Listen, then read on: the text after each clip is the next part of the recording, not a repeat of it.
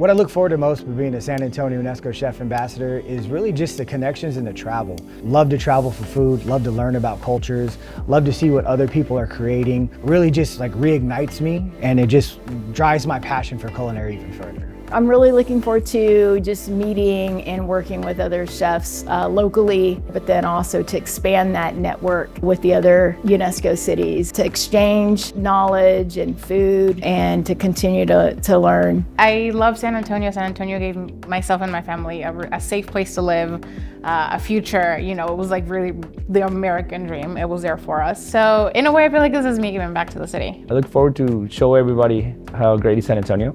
Of course, the Riverwalk, of course, Spurs, of course, everything, but our gastronomy is getting better every day.